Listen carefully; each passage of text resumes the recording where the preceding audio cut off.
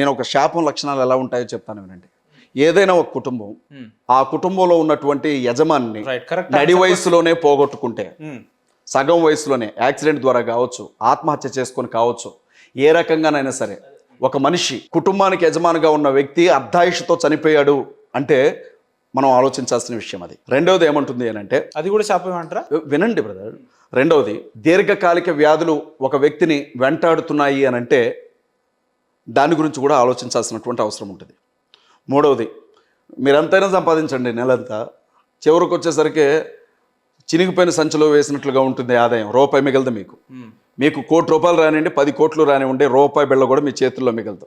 అది శాపానికి సంబంధించిన లక్షణమే. నాలుగవది, ఎండిపోయే చెట్టు, పచ్చని చెట్టు ఏ రకంగానైతే ఎండిపోతుందో కుటుంబం ఆ రకంగా చూసుకుంటూనే నాశనం అయిపోతూ ఉంటుంది. అది శాపానికి సంబంధించిన లక్షణం. ఐదో విషయం ఏంటంటే, వివాహం జరిగి అనేక సంవత్సరాలు గడుస్తున్నా గర్భం తెరవబడదు. చాలామంది వాళ్ళ హాస్పిటల్ చుట్టూ, ఫెర్టిలిటీ సెంటర్ల చుట్టూ తిరుగుతూ ఉన్నారు. అంతవరకు ఎందుకు బ్రదర్? మా ఆవిడికి పెళ్ళైన 10 ఏళ్ల వరకు పిల్లలు లేరు. మాకు 4 పిల్లలు చనిపోయారు గర్భంలోని.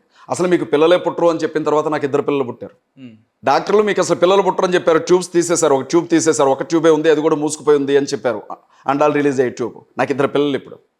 కాళ్ళు చేతులు పడిపోయి నేను మంచం మీద 3 నెలల పాటు ఉన్నాను. లింక్ సిస్టమ్ ఫెయిల్ అయింది, నాకు బాడీ లింక్ సిస్టమ్ మొత్తం ఫెయిల్ అయింది. మాట ఇక్కడ మాట్లాడుతుంటే గొంతులో ఏదో ఇంత కోడిగుడ్డో ఏదో పెట్టినట్లుగా ఒక రకమైన శబ్దం వచ్చేది. నాకు లేచి నిలబడలేదు. నేను అమెరికాలో స్పెషలిస్ట్గా పనిచేసే ఒక డాక్టర్ గారికి ఈ రాష్ట్రానికి సంబంధించిన ఒక కమ్యూనిస్ట్ లీడర్ తరిమెల నాగిరెడ్డి, దేవులపల్లి వెంకటేశ్వరరావు గారికి సంబంధించిన ఒక పార్టీ ఉంది, UCCR ML అని. ఆ పార్టీకి సంబంధించిన నాయకుడు సత్యనారాయణ రెడ్డి గారు నన్ను ఆయన స్నేహం ద్వారా ఆయనకు చూపెడితే నీ కాళ్ళు చేతులు రావని చెప్పాడు ఆయన, అమెరికా డాక్టర్. నా పరిచయంతో పోలే అక్కడ. అప్పటికి నేను DSOని విద్యార్థి సంఘానికి జిల్లా అధ్యక్షుడిగా పనిచేస్తున్నా. ఆయన నన్ను చూసి, ఈ సిస్టమ్ ఫెయిల్ అయిపోయింది, ఇతనికి నర్వ్ సిస్టమ్ చచ్చుబడ్డది, మా అమ్మది మా నాన్నది మేనరకం, కాళ్ళు చేతులు ఇతనికి రావు, తీసుకోండి అని చెప్పారు. మీ ముందు ఎలా కూర్చున్నాను, ఎలా మాట్లాడుతున్నాను. అంటే ఎట్లా సాధ్యమైంది? దేవునికి సాధ్యం. మనిషి ఎప్పుడు కూడా నాకంటే తోపు అనుకోవద్దు బ్రదర్. దోమ కుడితే చచ్చిపోతారు, గుర్తుపెట్టుకోవాలి విషయం. ఒక దోమ కుడితే దానికి మందు కనిపెట్టలాగా చచ్చిపోయారు ఎంతోమంది. ఈ భూమి మీద యుద్ధాల్లో చనిపోయిన వాళ్ళకంటే, ఈ భూమి మీద ఆకలితో చచ్చిపోయిన వాళ్ళకంటే కూడా దోమకాటుకు చచ్చిపోయిన వాళ్ళ సంఖ్య ఎక్కువ. మీరు చెప్పిన లెక్క ప్రకారం వినండి బ్రదర్, ఒక ఫిజికల్ గా కానీ మెంటల్ గా ఇబ్బంది పడుతున్నట్టే అది శాపంలో భాగమే అని చెప్పారు. నేనేమన్నాను అంటే, కొన్ని లక్షణాలు చెప్తున్నాను మీకు. నా దగ్గరకు వచ్చారు బ్రదర్, శాపంతో కూడుకున్నట్టు. ఇప్పుడు మీరు నా దగ్గర నన్ను చెప్పనివ్వండి బ్రదర్. మీరు నా క్వశ్చన్, ఆ మనిషి ఇప్పుడు నాకు 2 కాళ్ళు పనిచేస్తలేవు అనుకోండి, అది నాకు శాపంతో కూడుకున్నట్టేనా? నేను చెప్తున్నటువంటి లక్షణాల్లో మేజర్ లక్షణాలు ఉంటే తప్పనిసరిగా అది శాపమనే అనుకోవాలి. శాపం అనే అనుకోవాలి. రైట్. క్రీస్తులో కొట్టివేయబడింది ఆ శాపం. ఎట్లా? యేసుక్రీస్తు ప్రభు శిలువ మీద మరణించేటప్పుడు మనుషులకు సంబంధించినటువంటి పాపభారాన్ని, శాపభారాన్ని ఆయన తల మీద ముళ్ళ కిరీటంగా ధరించారు అని దేవుని వాక్యం చెప్తోంది. కాబట్టి దేవుడు అయితే ఆయన శిలువగా ఎందుకు పెడతారు? మీరు సర్వపాప పరిహారార్థం రక్త ప్రోక్షణం ఆవశ్యకం, తద్రక్తం పరమాత్మేన పుణ్యదాన బలియాగం అన్న శ్లోకం విన్నారా? సర్వపాప పరిహారార్థం రక్త ప్రోక్షణం ఆవశ్యకం, తద్రక్తం పరమాత్మేన పుణ్యదాన బలియాగం అంటే ఏంటి అర్థం? నేను మీ నోటి నుంచే వినాలనుకుంటున్నాను, ఇది మాత్రం చెప్పండి. కాదు, ఇది మీరే చెప్పాలనుకుంటున్నాను. పర్లేదు చెప్పండి. ఎందుకంటే ఇందాక నుంచి నేనే మాట్లాడుతున్నాను, ఇది ఒకటి మాత్రం మీ నోటి నుంచి వినాలనుకుంటున్నాను నేను. చెప్పండి. మీరు హిందువు కదా? సారీ, నేను కూడా హిందువే. మీరు బ్రాహ్మణ మతాన్ని ఆచరిస్తారు కదా, మీరు చెప్పండి. హిందువులో బ్రాహ్మణులు వేరు, బ్రాహ్మణ మతం కదా అది. మీది హిందూ మతం కాదు. హిందూ మతం అని పొరపాటున అనుకోద్దు, అమెరికా మతం అన్నట్టు ఉంటుంది క్రిస్టియానిటీ. ఆ శ్లోకం అర్థం కూడా మీరే అది మీరే చెప్పాలి. ఎందుకంటే మీరు అది తెలియదు అన్నారు కదా, ఇప్పుడు చెప్తాను వినండి. దాని గురించి చెప్పడానికి ముందు గర్భఫలం గురించి చెప్పాను, గొడ్డుతనం. ఈ లక్షణాలన్నీ కూడా శాపానికి సంబంధించినటువంటి లక్షణాలు. ఒక కుటుంబంలో ఈ లక్షణాలు అధిక భాగం ఉంటే అతను శపించబడినటువంటి కుటుంబంలో బ్రతుకుతున్నాడు అని తేలిగ్గా అర్థం చేసుకోవచ్చు. మనుషులు ఎక్కువ కాలం బతకరా ఇంట్లో, చాలా తేలిగ్గా అర్థమైపోతుంది మనకి. అది శాపానికి సంబంధించిన లక్షణాలు. సరే, అవి వదిలేసేయండి. ఇప్పుడు నేను శ్లోకం గురించి చెప్తాను. సర్వపాప పరిహారార్థం, అన్ని పాపాలకు పరిహారం జరగాలి అంటే రక్త ప్రోక్షణం ఆవశ్యకం. రక్తం అనేది చిందించబడాలి. తద్రక్తం పరమాత్మేన, ఆ రక్తం పరమాత్మది కావాలి. పుణ్యదాన బలియాగం, ఆయన ఎవరు బలవంతంగా బలి తీసుకోకూడదు, తనంతట తానుగా వచ్చి బలైపోవాలి అని శ్లోకం చెప్తోంది. దీని అర్థం ఏంటి? మీ బ్రాహ్మణ మతం ఏం చెప్పారు దీనికి? భూమి మీద ఉన్నటువంటి ప్రతి మనిషి పాపోహం పాపకర్మాహం అనుకుంటా మంత్రాలు చదువుతారు కదా. మరి మీరు ఇది వినే ఉంటారు, పెద్ద పెద్ద ఋషులు అసతోమ సద్గమయ, తవసోమ జ్యోతిర్గమయ, మృత్యోర్మ అమృతంగమయ, ఓం శాంతి శాంతి శాంతి అంటారు. దాని అర్థం ఏంటి? మనుషులందరి కోసం పాపం చిందించిన పరమాత్ముడు ఎవరో మీరు నాకు సమాధానం చెప్పాలి. ఎందుకు యేసుక్రీస్తు ప్రభు ఎందుకు సిలువెక్కాలన్నారు కదా, అవును. మనుషులందరి కోసం తనకు తానుగా వచ్చి బలై తిరిగి లేచినటువంటి ఆ వ్యక్తి ఎవరో మీరు సమాధానం చెప్పాలి. ఎందుకంటే మీ గ్రంథంలోనే ఉన్నది. మా బైబిల్ కూడా ఏముంటుందో తెలుసా, రక్తం చిందించకుండా పాప క్షమాపణ లేదు అని బైబిల్ చెప్తోంది. యేసుక్రీస్తు ప్రభు లెక్కను చూసుకుంటే సర్వమానవ పాప క్షమాపణ కొరకు భూమి మీదకి వచ్చారు, ఆయన మరణించారు, తిరిగి లేచారు. ఆయన నామందు ఉంచబడే విశ్వాసాన్ని బట్టి ప్రతి మనిషి తప్పించబడతాడు అన్నదే సువార్త. మేము ఇదే చెప్తాం, ఇంకేం చెప్పం. దీన్ని పక్కన పెట్టండి. మరి మీకోసం చనిపోయినటువంటి ఆ పరమాత్మ ఎవరు? లేకపోతే మీ వేదంలో రాయబడిన ఆ శ్లోకం ఇంతవరకు నెరవేరలేదా? నెరవేరితే చనిపోయినటువంటి ఆ వ్యక్తి ఎవరు? రాముడు చనిపోయాడా రక్తం చిందించి? కృష్ణుడు చనిపోయాడా తనకు తానుగా మరణించి తిరిగి లేచింది ఎవరు? సరే, దానికి వచ్చి పక్కన పెడదాం. అంటే మీ బైబిల్లో అట్లా ఉంది కాబట్టి మీరు బైబిల్లో కాదు బ్రదర్, మీరు ఒక విషయం గమనించాలి. మీకు ఇష్టం లేనంత మాత్రాన సత్యం అసత్యం కాదు, నేను నమ్మినంత మాత్రాన అసత్యం సత్యము కాదు. అసతోమా సద్గమయ అంటే ఏంటి బ్రదర్? అసత్యంలో ఉన్నాను, సత్యంలోనికి నడిపించు. యేసుక్రీస్తు ప్రభు ఏమన్నాడంటే నేనే సత్యమును అన్నాడు. తమసోమ జ్యోతిర్గమయ, చీకట్లో ఉన్నాను, వెలుగులోనికి నడిపించు, నేనే వెలుగును అన్నాడు యేసుక్రీస్తు ప్రభు. మృత్యోర్మ అమృతంగమయ, మరణ పడక మీద చావు దగ్గరున్నాను, నన్ను బ్రతికించు, నిత్య జీవాన్ని అనుగ్రహించు, అమృతంగమయ. యేసుక్రీస్తు ప్రభు ఏమన్నాడు? నేనే నిత్య జీవాన్ని అని చెప్పాడు. నేనే మార్గమును సత్యమును జీవమును అని చెప్పాడు. హిందూ మతాన్ని అనుసరించే వాళ్ళంతా మేము చీకట్లో ఉన్నట్టేనా మీ లెక్క ప్రకారం? అసలు హిందూ అనే మతమే లేదు అంటుంటే మళ్ళీ మీరు హిందూ మతం అంటారేంటి? ఋషులు ఎందుకు కేకలు పెట్టారు? మరి ఋషులు ఎందుకు అడిగారు? ఎవరిని అడిగారు ఋషులు? నేను ఒక మాట అడుగుతాను. అపుత్రస్య నాస్తి స్వర్గో నైవచ అని అంటారు. పుత్రుడు లేని వాడికి స్వర్గం లేదు, పున్నామి నరకం తప్పదు అని. ఇప్పుడు మా అన్నకి ఇద్దరు ఆడబిడ్డలే, నరకానికి వెళ్తాడా మా అన్న? అంటే ఎన్ని యజ్ఞాలు చేసినా యాగాలు చేసినా ఏం చేసినా నరకానికి వెళ్తాడా? మరి ఏంటి ఆ శ్లోకం ఏంటి? దేని గురించి? ఎవరా పుత్రుడు? ఏలయనగా మనకు కుమారుడు అనుగ్రహించబడును, ఆయన భుజముల మీద రాజ్యభారం ఉండని బైబిల్ చెప్తోంది. వేదాల్లో అడిగిన అనేక ప్రశ్నలకి బైబిల్ సమాధానాలు ఇస్తా ఉంది. మేము స్పష్టంగా ఆ విషయం గురించి మాట్లాడుతూ ఉన్నాం. మేము ఎక్కడ దూషిస్తా ఉన్నాం? మీరు మమ్మల్ని అడిగారు మొదటి నుంచి, మీరు ఎందుకు హిందువులను ఎందుకు దూషిస్తున్నారు మీరు మీ మత ప్రచారంలో భాగంగా అని అంటున్నారే, అది ఎక్కడ మిస్అండర్స్టాండ్ అవుతుందంటే, మేము విగ్రహాల గురించి మాట్లాడతాం. బైబిల్లో ఒక చాప్టరే ఉంది విగ్రహాలు, మొదటి నుంచి చివరి వరకు కూడా అనేక సందర్భాల్లో రాయబడింది. విషయం ఏంటంటే, మాకు విజయవాడ దగ్గర ఇబ్రహీంపట్నంలో ఒక సంఘం ఉంది. నేను ఖమ్మం నుంచి ఇబ్రహీంపట్నం వెళ్లే దారిలో ఒక పెద్ద స్టాచ్యూ ఉంటుంది, పెద్ద విగ్రహం, దేవతా విగ్రహం. ఆ విగ్రహం దగ్గరికి వెళ్ళగానే నా కారు డ్రైవరు ఆ విగ్రహాన్ని చూసి దండం పెట్టుకుంటాడు. అట్లా ప్రతి సండే నేను వెళ్ళడం, ఇది ఇలా జరుగుతూ ఉంది. ఒకరోజు అన్నాడు, అన్న అసలు ఆ దేవుని విగ్రహం చూడన్నా మతిపోతుంది నాకు చూస్తే, ఎంత పెద్దగా ఉందో అని అన్నాడు. నేను అన్నాను కదా, దాన్ని తయారు చేసినోడు ఎవడో వాడికి దండం పెట్టు అని చెప్పాను. అదేంటన్నా అంత మాట అన్నావు అన్న. నిజమే, మరి అదొక సిమెంట్ లాగా, ఇనుములాగా, ఇసుకలాగా, మట్టిలాగా మిగిలిపోయి ఉంటే దాన్ని తీసుకొచ్చి దానికి ఒక స్ట్రక్చర్ గీసి దాన్ని ఎలా తయారు చేస్తారో చేసి దాన్ని ప్రొక్లైన్ బట్టి దాన్ని లేపి ఇనుము పెట్టి ఇత్తడి పెట్టి అన్ని తయారు చేసి దానికి ఒక రూపం ఇచ్చిన వాడు సృష్టికర్త. దానికి ఆయన దానికి దండం పెట్టడం కాదు. క్రిస్టియానిటీలో విగ్రహారాధన చేసుకోవచ్చు? విగ్రహారాధన చేయడానికి అవకాశమే లేదు. మీరు నన్ను ఏమడుగుతున్నారు అంటే, మరి యేసుక్రీస్తు ప్రభు విగ్రహాలు మరే విగ్రహాలు ఎందుకు పెడతారు? ఇది మీ ప్రశ్న. అంటే జూడో మతంలో విగ్రహారాధన, జూడో మతంలో కూడా విగ్రహారాధన లేదు. రోమన్ క్యాథలిక్స్ అలా విగ్రహారాధన చేస్తారు. వాళ్ళు ఏమంటారంటే, మేము విగ్రహాన్ని పూజించట్లేదు కానీ విగ్రహ రూపంలో మేము నిలవబెట్టి ఆ దేవుణ్ణి చూసుకుంటున్నామంటారు. అది చెల్లదు. అది కూడా అవాస్తవమే. రోమన్ క్యాథలిక్స్ ఏమనుకున్నా నాకు ఇబ్బంది లేదు. యేసుక్రీస్తు, నేను చాలాసార్లు అడిగాను, విగ్రహారాధనే. యేసుక్రీస్తు ప్రభు విగ్రహం ఏదన్నా నాకు ఉండి ఇక్కడ పాల్గొడతాను నేను. యేసుక్రీస్తు ప్రభు విగ్రహం ఏదన్నా ఉండి ఇక్కడ పాల్గొడతాను నేను. చాలా పెద్ద స్టేట్మెంట్ అయితే. భలేవారే, ఇవ్వండి ఇక్కడ పాల్గొడతాను. మరే విగ్రహం ఏదన్నా ఉండి పాల్గొడతాను నేను ఇక్కడ.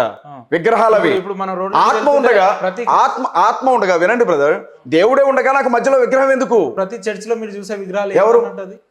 ఇప్పుడు నా చర్చిలో విగ్రహం ఉంటే మీరు నన్ను అడగాలి. మీరు నా చర్చికి రండి, మీ చర్చిలో ఈ విగ్రహం ఏంటి అని నన్ను అడగాలి. చర్చికి వచ్చే వాళ్ళే నిజమైన క్రిస్టియన్లు అన్నాడు. వినండి విషయం గమనించండి. నేను ఒక విషయం చెప్తున్నాను వినండి. మీరు చాలా పెద్ద స్టేట్మెంట్ ఇచ్చారన్నారుగా, యేసు ప్రభు విగ్రహం నాకు ఉండే నేను పగల కూడా చూపెడతాను అన్నాను. ఎందుకంటే ఏం కావాలా? పగల కొట్టాలా? పోనీ తెప్పించండి ఒక విగ్రహం, పాల్గొడతాను. మరే విగ్రహం తీసుకురండి, పాల్గొడతాం. యేసుక్రీస్తు ప్రభు వారితో మాట్లాడడానికి ఆయన ఆత్మరూపంలో ఆయన నాకు అందుబాటులో ఉన్నప్పుడు నాకు విగ్రహం ఎందుకు అంటున్నాను? ఇప్పుడు వినండి, ఒక్క నిమిషం సార్, వినండి బ్రదర్, ఒక విషయం చెప్పనే ఉన్నాను. దేవుడు 10 చర్చిల్లో ఉన్న విగ్రహాలు బ్రదర్, నేను వినండి బ్రదర్, సృష్టి మొత్తాన్ని సృష్టికర్త తయారు చేసాడు. సృష్టికర్తను తయారు చేయడం ఎవడి వల్ల కాదంటున్నాను నేను. ఈ భూమి మీద ఉండే సృష్టి మొత్తాన్ని తయారు చేసిన సృష్టికర్తని నీ చేతులతో నువ్వు ఎలా తయారు చేస్తావంటున్నాను నేను. ఇక ఆ లెక్క నువ్వు ప్రాణ ప్రతిష్ఠ చేసిన విగ్రహానికి, మేము ప్రార్థన చేసి పెట్టిన విగ్రహానికి తేడా ఏముంటుంది అంటున్నాను నేను. మీ పాంప్లెంట్ లో చూసే విగ్రహం ఆ ఫోటో ఎవరిది, లేదంటే చర్చిల ముందు చూసే విగ్రహం ఎవరిది? అది ఎవరిది? దాన్ని వినండి బ్రదర్, యేసుక్రీస్తు ప్రభు చనిపోయినప్పుడు ఆయన ఒంటి చుట్టూ ఒక బట్టను కప్పారు. ఆ బట్ట చాలా విలువైన బట్ట, అది తెల్లని బట్ట. యోధా ప్రాంతంలో ఆ బట్టను దొంగిలించడానికి దొంగతనాలు కూడా జరిగేవి. అలాంటి విలువైన బట్టలు అవి. వాటి మీద తైలాలు అవన్నీ పోస్తారు. ఆ వస్త్రం యేసుక్రీస్తు ప్రభు సమాధిలోంచి తిరిగి వెళ్ళిపోయిన తర్వాత అక్కడే పెట్టబడింది ఒకటి.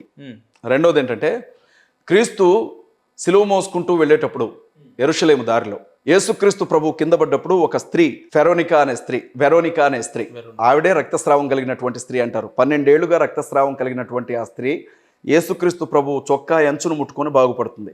ఆ తల్లి ఆయన ముఖం మీద ఇలా క్లాత్ పెడుతుంది. పెట్టినప్పుడు ఒళ్ళంతా రక్త ముద్దగా ఉన్న ఆయన ముఖ రూపం దాని మీద పడింది అంటారు. దీన్ని ఏం చేశారంటే డీకోడ్ చేశారు ఇజ్రాయెల్ వాళ్ళు. చేసి ఒక చిత్రాన్ని రూపొందించారు. అంటే క్రీస్తు ఆయన కట్టినప్పుడు దాన్ని బేస్ చేసుకొని వీళ్ళు అలా పెట్టుకుంటారు అంతే. ఇప్పుడు ఏముంది బ్రదర్, మీరు నేను ఇద్దరు నరుక్కుంటున్నట్లుగా కూడా A1 టెక్నాలజీలో పెడతారు. అది పెద్ద విషయమా? మరి ఎందుకు మీరు యేసుక్రీస్తుకి అసలు రూపమే లేదని మీరు అంటారు? ఈ మధ్య కాలంలో మనం చూస్తున్నాం. నేను చెప్పేది వినండి బ్రదర్, యేసుక్రీస్తు ప్రభు పుట్టింది మనిషికే కదా, మనిషిగానే బతికాడు కదా. మనిషి అంటే నీలాగా నాలాగే ఉంటాడు కదా. మీరు చైనా వాళ్ళని చూసారు కదా, నలుగురు ఒకలాగే ఉంటారు. నేపాల్ వాళ్ళని చూసారా, నలుగురు ఒక్కలాగే ఉంటారు. యూదులను కూడా చూడండి, ఒక్కలాగే ఉంటారు వాళ్ళు. జ్యూస్ అంటారు వాళ్ళని, యూదుల్ని. వాళ్ళలో ఎవరిని చూసినా ఒకలాగే ఉంటారు. యూదుల వంశంలో పుట్టినటువంటి క్రీస్తు ఎలా ఉంటాడు? యూదుల అవతారం ఏమన్నా మారిందా? ఇక దానికి మనం ప్రత్యేకంగా చెప్పాల్సిన అవసరం ఏముంది? నేను ఏమంటున్నానంటే అది స్వరూపం అన్నా, ఇప్పుడు విగ్రహాలు పెట్టి కొలిచే వాళ్ళ విగ్రహారాధన ఏ రూపంలో ఉన్నా తప్పే.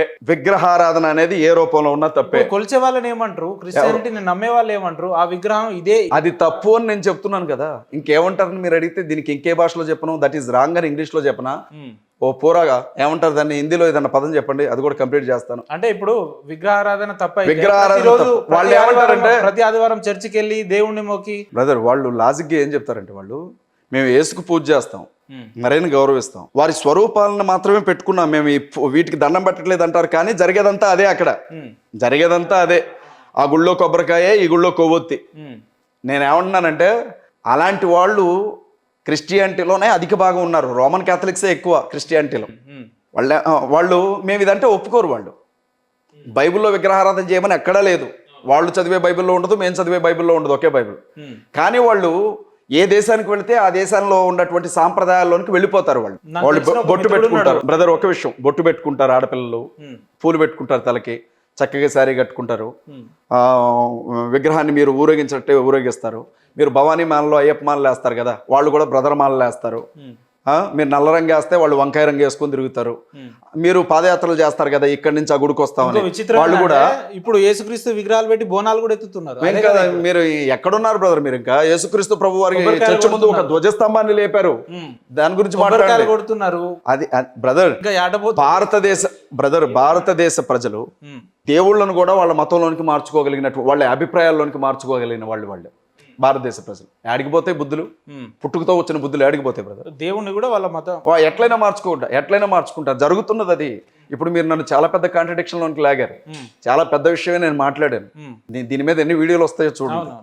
కానీ అది తప్పు అని చెప్తున్నాను నేను. అది తప్పు. బైబిల్ ఒకే ఒక్కసారి దేవునికి విగ్రహం తయారు చేయాలని చూశారు బైబిల్లో. ఒకే ఒక్కసారి మోషే ధర్మశాస్త్రాన్ని దేవుని ద్వారా రాసిచ్చిచ్చిన మోషే పర్వతం మీద, హోరేబు పర్వతం, సీనాయి పర్వతం మీద 40 రోజులు ఉపవాసం ఉన్నప్పుడు ఆయన కిందకి రాకపోతే ఆయన చచ్చిపోయాడు అనుకుని అక్కడ ఉండే ప్రజలందరూ, ఆ కొండ కింద ఉన్న ప్రజలందరూ కూడా వారి ముక్కులకి, చెవులకి, మెడలో ఉండే బంగారాలన్నీ తీసుకొని ఒక దూడ రూపాన్ని తయారు చేసి ఇతనే దేవుడైన యెహోవా అనుకొని ఆరాధన చేశారు.